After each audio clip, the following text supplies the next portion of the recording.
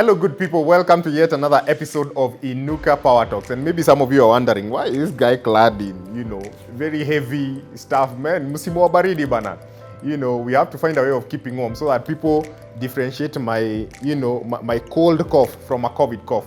But anyway, hope you guys are keeping well and are safe. My name is Joga Shira, and I'm the founder at Inuka Leadership Africa. And this month at Inuka PowerTalks, we are talking about finances. And this is a topic I love. So as leaders, how do we get to manage our finances? How do we get to shepherd the resources that God has given us and entrusted, us with, even as we lead other people? And this is a sensitive topic, but I believe it's a topic every leader needs to understand and actually run with. And to just help us navigate through this topic this month is Alvin Mwangura, one of our coaches at Inuka. And he's here with us and he's ready to engage. So guys, please, pay attention, get as much value as you can from this session. And immediately after the session, we'll actually have a short moment for Q&A. So please prepare those questions as the session goes on. But for now, please just put your hands together in the comment section and help me welcome Mr. Alvin Mwangura to take us through this topic of financial management for leaders. Karibu sana, Mr. Alvin. All right, so leadership and money are very, very close. So here are some tips about money when it comes to leadership. Number one, you need to have the ability to create money through value creation. That means being able to solve a problem and that problem generating money for you. That's your first ability as a leader. Number two, being able to conserve that money. That means not spending all of that money. We call it profit. So your ability to maximize on profit. Lastly, your ability to invest that profit to be able to take opportunities to grow to the next level. So you're talking about creating money, preserving that money, and growing that money. These are the three tips when it comes to leadership and money. Hi, my name is Alvin Mwangura. I'm a financial expert, and this is Inuka Leadership. Now, I'm passionate about money, and today we're going to talk about money and leadership. These are two topics that are at my heart because I believe with leadership, we're able to drive an environment forward. We're able to drive society forward. And when it comes to money, money is the vehicle that greases the vehicles of leadership. So when you put money and leadership together, you get a powerful combination of driving a society forward for positive change. So let me talk about leadership. And we've come to have different definitions of leadership.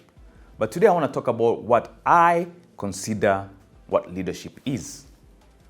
Leadership is defined for me in two particular ways. Number one, your ability to create opportunities. Opportunities for yourself and opportunities for others. That's the first definition of leadership.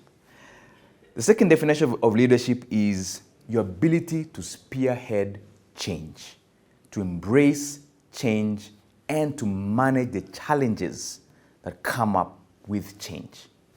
Those are what my definitions of leadership are. And I've come about these definitions through experience. I've seen in order for you to take people or take yourself from one level to another, you need to be able to identify opportunities and seize those opportunities. But those opportunities, once they are seized, they bring an element of change. And that change, if it's embraced and taken with the right attitude, then it improves people's lives. So there's one thing that I've come to observe. It's impossible for you to lead other people if you can't lead yourself. So the first fundamental aspect of leadership is your ability to lead yourself. When you are able to lead yourself and you have managed the ability to lead yourself, then you'll find it possible to lead others. People will be attracted to the qualities that make you a valuable person, and they'll be attracted for you to lead them. So let me talk about creating opportunities. Creating opportunities are in two aspects. Number one, pursuing new experiences. okay? And pursuing new experiences, this is what it does. You get to meet new people, you get to go to different places, new places. And meeting new people and going to different places gives you new experiences. These things normally expose you to new desires, they expose you to new talents and new gifts that you thought you never had. And so the first aspect of creating opportunities is embracing new experiences. So the second aspect of creating new opportunities is being dissatisfied with your status quo. It could be your current job, it could be where you're living, it could be a relationship, whatever it is. Being dissatisfied with your status quo gives you the opportunity to create opportunities for growth. Again, if you begin to act in a manner that improves your current status quo, it exposes you to new abilities that you thought you never had, new relationships that who you will embrace and learn from, and new gifts and talents that you never thought you had. So whichever direction you take, whether it's exploring new experiences or being dissatisfied with your current status quo, both avenues gives you the opportunity to create opportunities for growth and for development. So once you're able to create and seize new opportunities, change is inevitable. And once you begin to have the right attitude for change, then you begin to influence society in a positive way. You move society from a place of dissatisfaction to a place of abundance. Now there's this talk about abundant life. What is abundant life? And I'd like to ask this question. What do you think about when you talk about abundant life? For most of us, abundant life means material wealth. For most of us, abundant life means living your dreams as it's displayed in the movies or as it's displayed in advertisements. But when you think about it, all this material accumulation that depicts abundant life, we always come to find that these individuals always live lives that are depressed, lives that are they're sad, and sometimes some of these lives end up even in suicide. But here's my definition of abundant life. You see, as human beings, we live life in 7 different dimensions.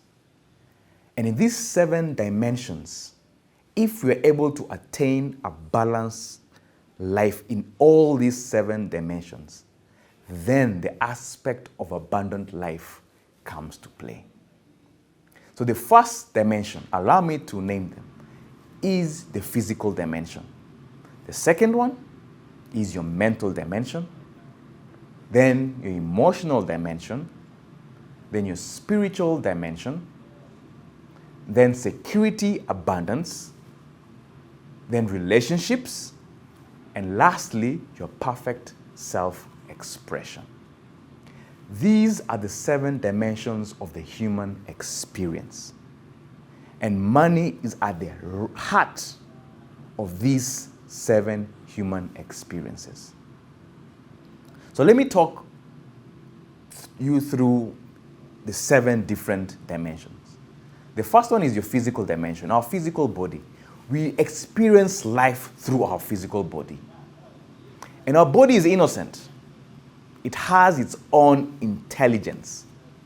Like, for example, if you eat a banana, the banana becomes you. And so the body has its own intelligence system, it has its own functions, and all the body does is pursue safety, comfort, and pleasure.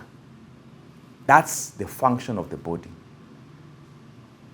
And so if you're unable to manage our body, if you're unable to manage our intelligence system, then the body begins to manage us.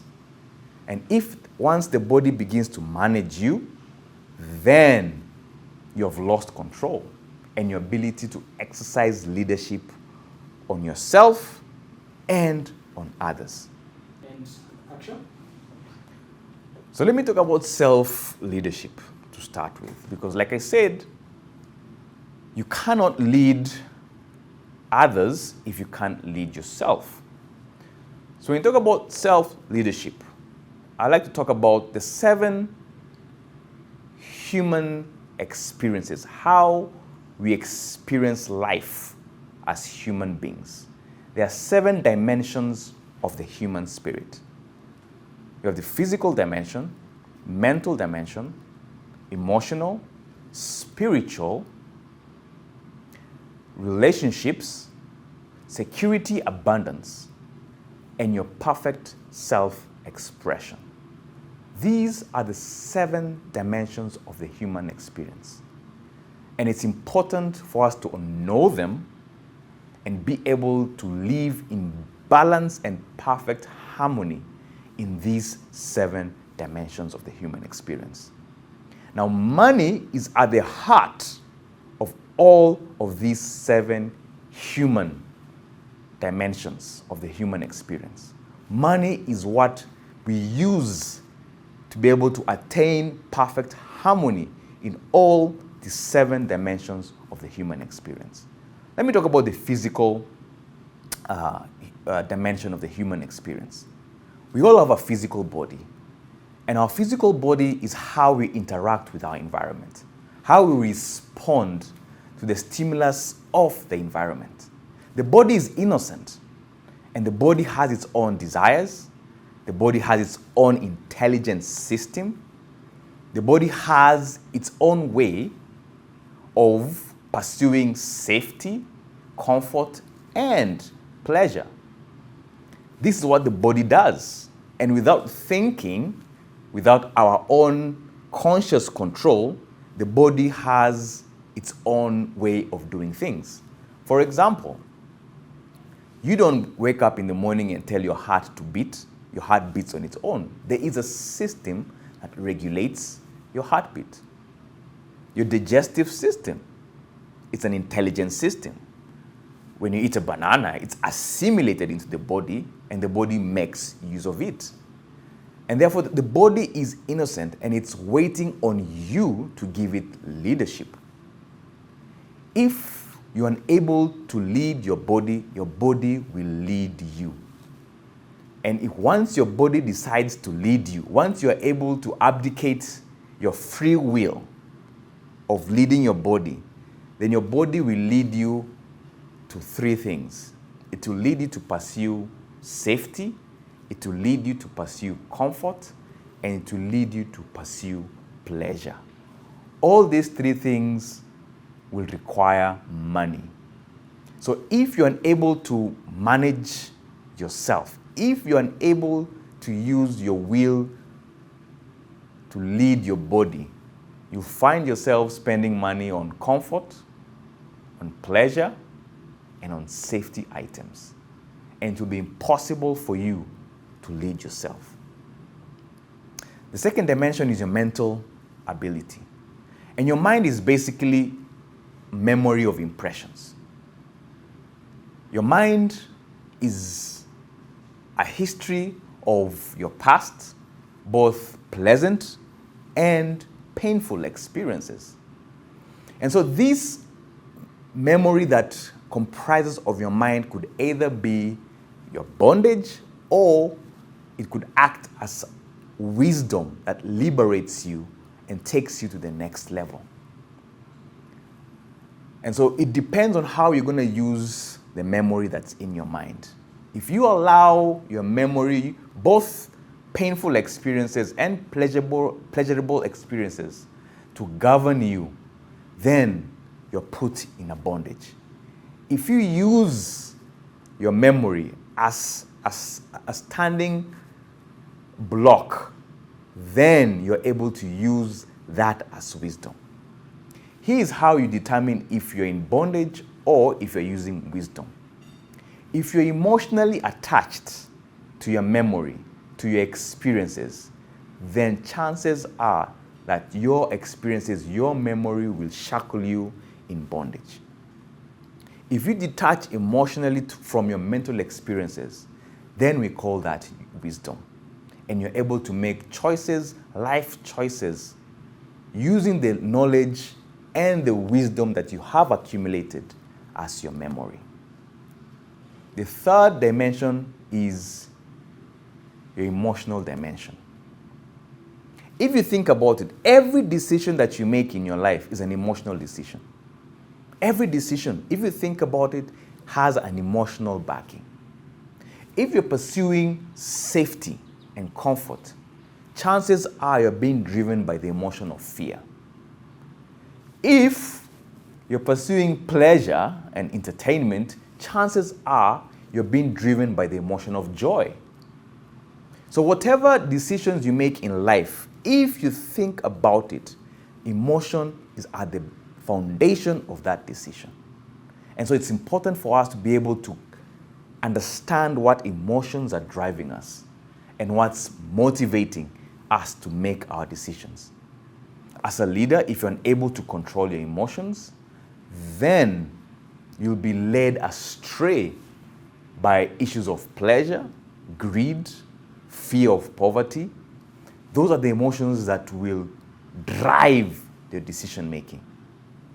But if you have a strong and compelling vision, then emotions of courage, of love, of joy will drive you, and you'll be able to be a strong and healthy leader for yourself and for your society. The other dimension is the spiritual dimension. And you see, there's somebody who said that we are spirit beings having a human experience. And the denial of our spirit nature is the root of all our misery in life. All our pain, all our misery is derived from the fact that we deny that we are spirit beings having a human experience. And so how do we begin to enhance our spirit nature? Number one is to love your Creator with all your heart, with all your mind, and with all your soul. And the second is to love your neighbor. These two rules can be found across different and all religious persuasions. To embrace and respect your Creator and to love your neighbor. This is spiritual understanding. And the lack of spiritual understanding brings about misery and pain. So we need to be able to cultivate this space for ourselves. Number one, create the discipline of having a space to exercise silence. A place where for 1 hour or 30 minutes, you can be silent and just still your thoughts. The second one is being able to acquire spiritual knowledge on a daily basis. These two things, I believe, enhance the spiritual nature that you are and connect you with your Creator. The other dimension is security abundance. Security abundance is basically the ability to know what enough is for you in terms of material wealth. You see, if you don't define what your enough is, then you'll be in constant pursuit of material things. Define what car you want to drive. Define what house you want to live in and where you want to live. Decide which schools you want to take your children to and say, this is my enough. Go and pursue and get your enough. And once you have defined and you have embraced and gotten your enough, then it frees you to be the divine human being that you are. You can never ever identify who you really are if you're in constant pursuit of material wealth. You need to be able to define what those things are for you and say this is enough, and then that frees you to be who you really are, who you are designed to really be. The second last dimension is relationships. We experience life through relationships, and we grow through life through relationships. I believe relationships is a tool that helps us mirror who we are. As we interact with people, we get to learn a lot about ourselves. All kinds of relationships helps us grow and helps us know who we are. Relationships with our parents, relationships with our spouse, relationships with our colleagues at work, relationships with our children, relationships with our political individuals. So every kind of relationship defines who we really are and how we can grow as human beings. And so if you're a person who's running away from relationships, then you are abdicating a fundamental aspect of the human experience, which again leaves you a little bit wanting when it comes to self-development. Lastly is your perfect self-expression. Each and every one of us has a unique capability, a unique aspect that only we can bring out. This is a dimension that's within us, and we are born with it. And if we don't identify and express what this is, we'll always live life unfulfilled. There's always going to be something that is lacking within us. And like I said, all of these 7 dimensions of the human experience are financed with money. If any one of these human experiences is out of balance, then money as a tool becomes an evil thing in your hands. It becomes a dangerous tool in your hands. Why? Because it becomes destructive rather than constructive. So the goal in life, I believe, is to be able to identify where you are in the 7 dimensions of the human experience, be able to bring them in perfect harmony within yourself, and once you do that, you begin to exercise self-leadership. Once you're able to exercise self-leadership, you will develop the ability to lead others. And then money becomes a useful tool in your hands. So this is what I strongly stand for.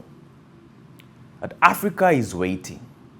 Africa is waiting for you and I to rise up, number one, as self-leaders. People who are able to drive individual change within their immediate surrounding and then the surrounding at large. It's time for us to allow Africa to leverage its own rich resources for global transformation.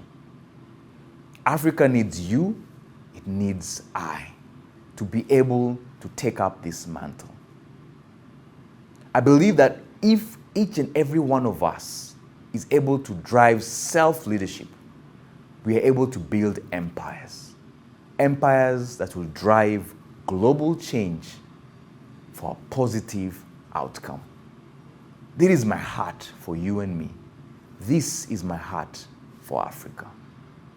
Thank you, and God bless. What an amazing session, amazing tips that we can just take and run with, and just be able to improve how we manage these finances as leaders. Man, I've learned a lot. I don't know about you back at home. So this is it. If you have any questions, get onto the comment section down here right now and just begin to type. Alvin is with us, ready to engage with us and answer as many questions as he can. So if you have any question, please, on the comment section. So guys, for the next 10 minutes, we are on. The Inuka team is on, Alvin is on, and we're gonna just engage with you and answer as many questions as possible. So guys, get typing and let's engage.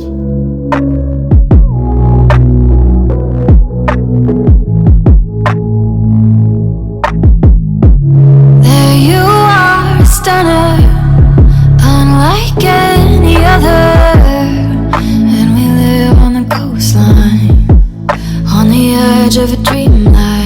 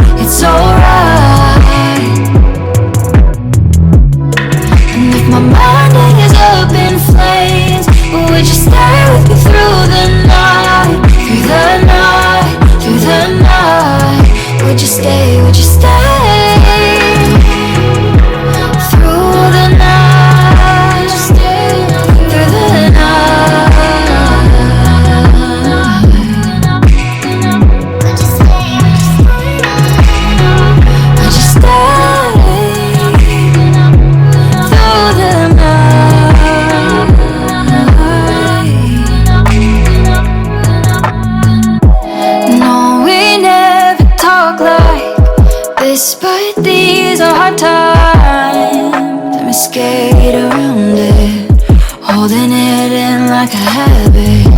Show up like the thunder. These things that I wonder. Would you be my lifeline? I'm yours if you be mine. Would you stay here by my side? If I felt like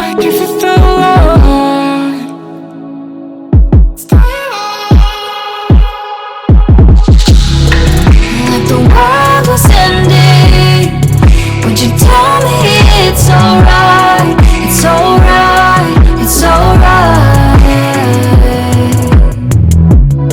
And if my mind is up in flames, would you stay with me through the night, through the night, through the night? Would you stay, would you stay? Would you stay through the night, through the night?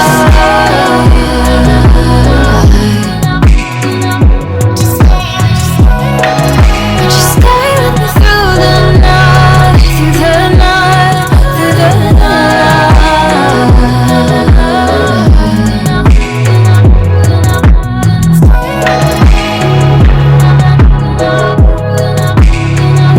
Through the night, through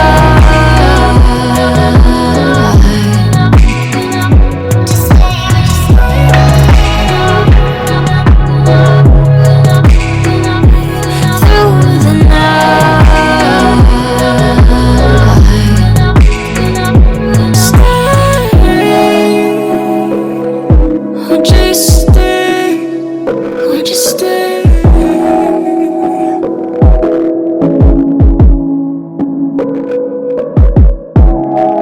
Would you be my lifeline? I'm yours if you be mine. Would you stay?